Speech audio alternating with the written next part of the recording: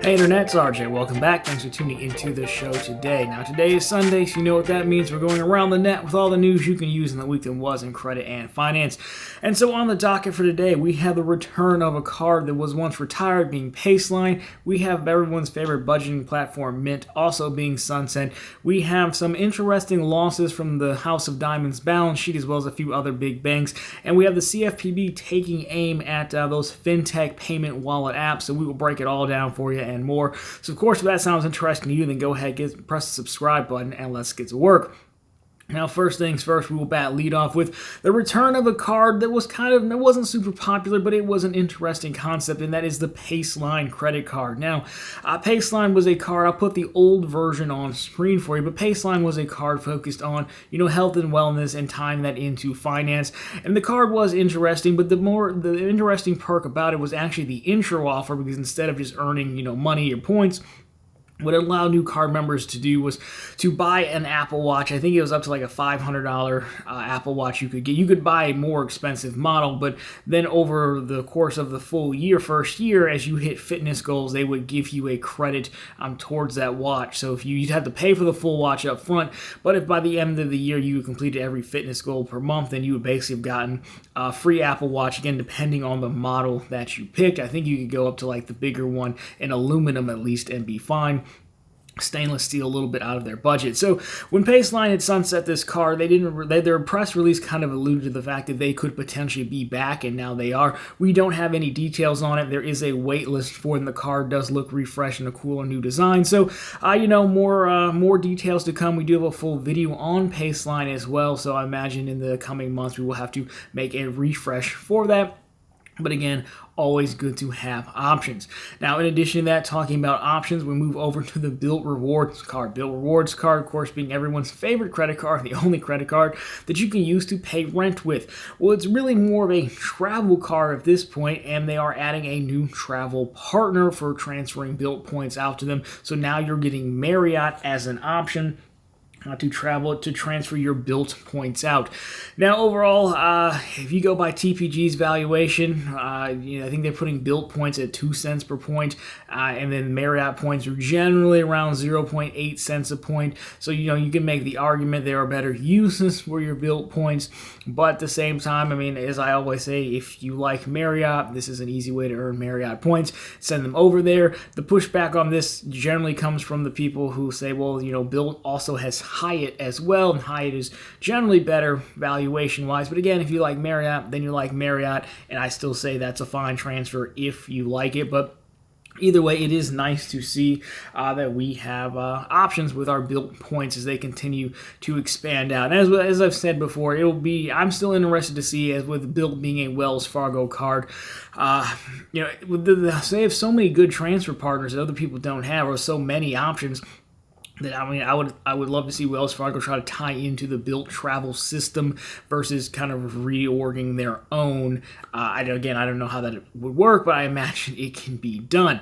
But if you are in the mood to transfer your BILT points to Marriott, well, you might have enough status to earn a Sweet Night Award.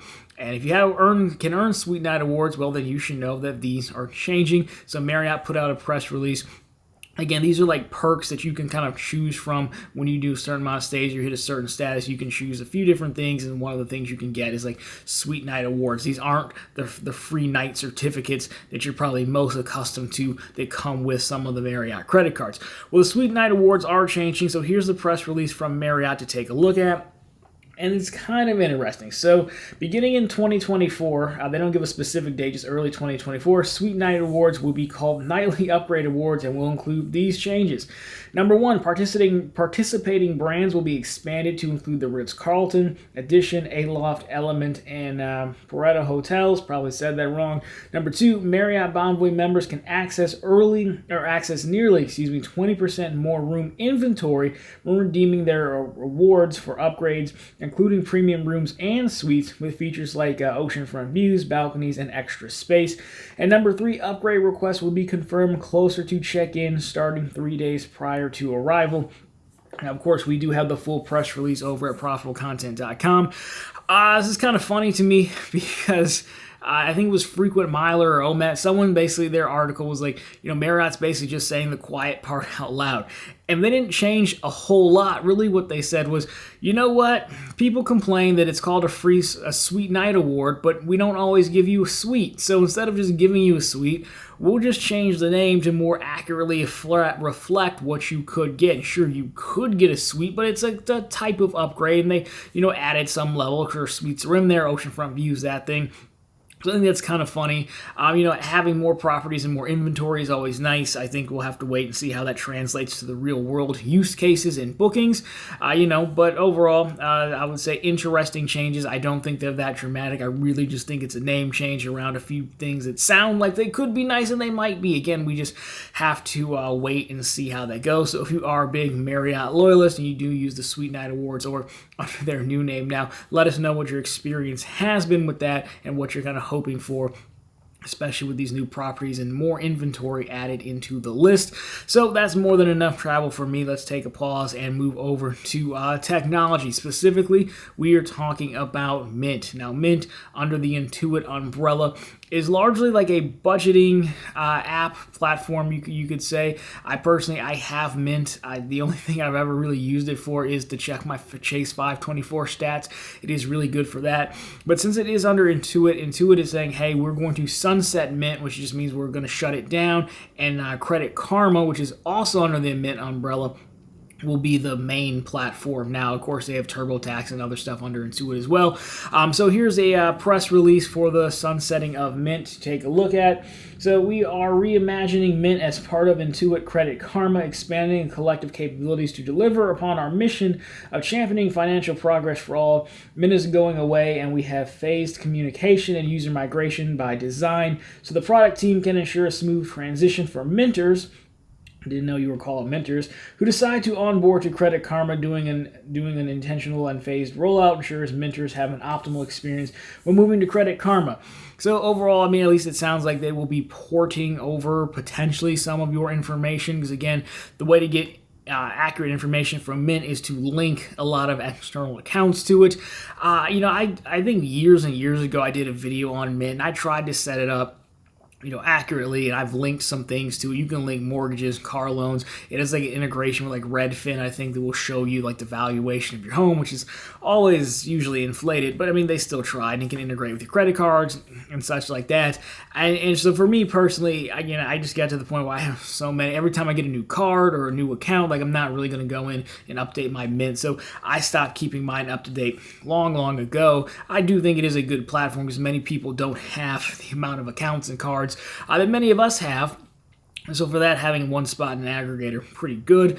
So for me, I guess I just never really used it that way. Funny enough, Credit Karma, I don't really know what Credit Karma, I know what it does, but for me, I signed up for Credit Karma, honestly, because they have some targeted offers. Like back in the day, they had the upgrade $400 checking account targeted offer that way.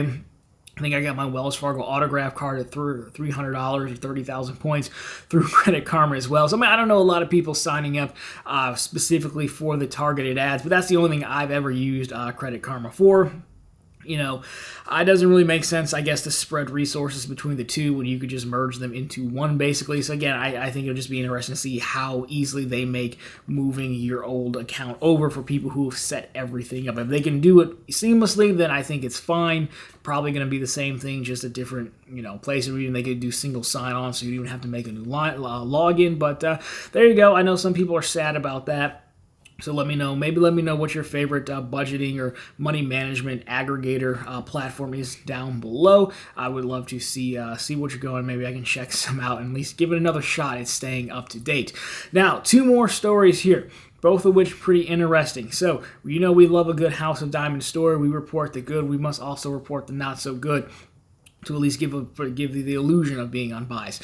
So JP Morgan had some quarterly earnings calls, and they reported what they call an unrealized loss. And maybe you've heard this term before in the news. And so what these unrealized losses are is basically when they're saying, hey, in this case, it's usually bonds, right? So, banks they're relatively safe assets. They'll buy bonds, leave them on their balance sheet. And then, they're going to, you can hold them until they, mature, and they're going to keep paying you out that money. But because of all the interest rates that changed so much, these bonds are simply not worth what they were when they bought them. So an unrealized loss means like you haven't sold the bonds yet, so you haven't taken the loss yet, but if you were to sell them, like this would be the loss that you would take. And now, of course, again, as we said, you don't have to sell them. You can hold them into maturity if you want. That's also a strategy. So anyways, in this Chase quarterly earnings call or quarterly presentation, they had a tiny footnote on one of the slide decks that said they're actually taking they have a $40 billion unrealized loss. Which sounds dramatic. I'm not saying it's not dramatic. It's just they were expecting to have, I think it was like 34 bill. So now it's just up a little bit, only 6 bill. The far funnier part to me is that it was just a footnote. It's like one of those, it's the barest of minimums of like, we have to disclose this, but like, where can I bury this at so people don't see it? Now, in addition to that, I still think Bank of America, the article goes on to say like Bank of America, I still think has the biggest unrealized loss at $131 billion in unrealized losses. Wells and Citigroup haven't reported yet, but in Q2, Wells had $40 billion and Citigroup had $25 billion. So, overall, I mean, I maintain I don't think it's that big of a deal because, again, the only time you really get into trouble with this was what we saw with, the First Republic and the SVBs. Like, it's fine and you can manage it, but when a lot of people want their money back, well, you have to start selling these things to free up capital to give them, and that's when the unrealized losses hit. What's also interesting about this is, while we can't move responsibility or liability or accountability from the people working at the bank managing the balance sheet, it's definitely their fault in the end. Part of the SVB and First Republic deal was the media coverage on it. It wasn't the media's fault. They definitely didn't help. When you throw up a giant graphic of First Republic and saying banks are failing, the average person just sees that and says, oh my God, I banked with First Republic, and they run down and take their money out. Of course, you have every right to do with your money what you please, but the way it's covered a lot of times is just, it incites a panic in people. But the funny part is, I don't see that level of panic in the headlines with these Chase $40 billion. Again, they have a $3.5 trillion balance sheet. I don't think it's a big deal. I don't see it with Bank of America. Bank of America has been talked about, but even at the second largest bank, $2 billion balance sheet, I think, 131 in unrealized losses. I know I saw a news clip where some poor lady was like, I just don't feel safe at the bank, so I'm going to take my money to Bank of America. I was like, Bank of America is like a potential hole in their balance sheet the size of First Republic Bank. But I guess all that say, I just find it interesting, the media coverage and when we choose to kind of start up a panic. Maybe there's just enough going on in the news right now between all the wars and the fighting, and we just had elections across the country that they just don't need to hype this up. But either way, Chase, not so good day with $40 billion. Again, I think the funny part was just they hide it in a footnote, not even a dedicated slide, just in a footnote. Like, yep, actually, it was worse than projected. So. There is that. Do better, House of Diamond. Maybe this is why they have so many intro offers right now, to try to drum up a lot of business. And of course, we are here to take all of it and happy to help save their ship. That's how I look at it. Anyways, we're basically just Robin Hood here. Anyways, last story of the day. We are talking about our good old friends at the Consumer Financial Protection Bureau, CFPB for short. They are now taking aim at digital payment apps, mobile wallets. So think like your Apple Pay. Apple's always going to get the headline because they're generally the most popular. But it could be Google Pay, it could be Venmo, Zelle, things like that. And it's basically what they're saying is, hey, these guys deal with money, moving money around. They should also be regulated very similar to how, different regulations, but how banks are moving money in consumer financials. They should also be regulated as well. So we won't take a look at this whole thing. Of course, we have the whole CFPB press release on profitablecontent.com for you, but here's some takeaways to bring us home. So again, they go on to say big tech and other companies operating consumer finance markets blur traditional lines that have separated banking and payments from commercial activities. CFPB has found that this blurring can put consumers at risk, especially when the same traditional banking safeguards like deposit insurance may not apply. Again, I won't read the whole quote for you. The 2 bullet points they're going for here: the proposed rule would subject larger non-bank digital consumer payment companies to CFPB's authority to conduct examinations helping to ensure consistent application of federal consumer financial laws across the marketplace. Specifically, the proposed rule would help ensure these large non-bank companies, number one, adhere to applicable funds transfer privacy and other consumer protection laws. Number two, play by the same rules as the banks and credit unions. I'll leave that up a little bit for you, but we will discuss. I can actually see this probably being brought on by big banks lobbying to have these payment apps brought under the CFPB rule as well. I wouldn't be surprised because, again, it's a little bit of a competitive advantage. And anytime Apple Pay or other payment apps are involved, that Apple Pay gets a cut, or Apple gets a cut when you use Apple Pay of those merchant fees. So they probably want to make it a little bit more difficult for them. Maybe they would prefer you to use Zelle, which is, was created by the banks, versus like a Venmo or PayPal or something like that. At first pass, I don't necessarily think it's unreasonable. I don't think the non-banks are going to go quietly. Like, I can just imagine Apple crying about privacy concerns and things like that, but I don't think it's a bad thing to take a look at it, especially as people rely more and more on these payment platforms to facilitate transactions. Again, I never had Venmo until one of the guys who rents one of my houses, he pays me through Venmo, right? I've never been a big digital wallet person, but they are gaining in popularity. So, I don't think it's a terrible thing to have them looked at, have them tested.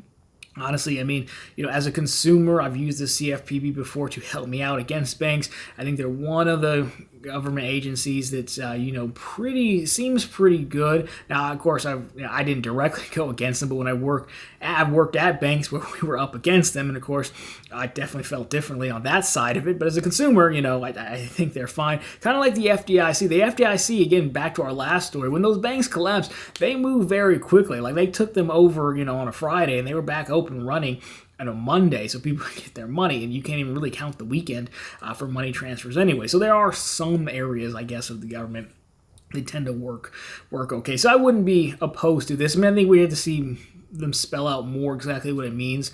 I would imagine that you need some kind of different rules and different testing to manage this, because they aren't a bank and they do handle money differently. But overall, not too bad. We won't go on an anti-government rant to close out the show, but of course you can let me know your thoughts on this, especially if you are someone who leans very heavily on these non-banking platforms.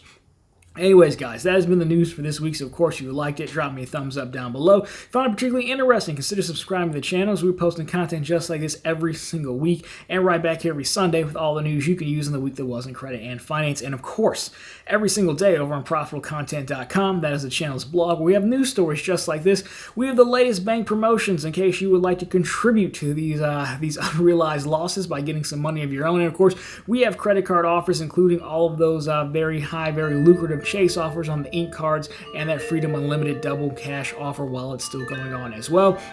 Always linked down below for you on the channel homepage as well. Anyways, guys, that's going to do it for this one. As always, thank you so much for watching. I'll talk to you very soon this week.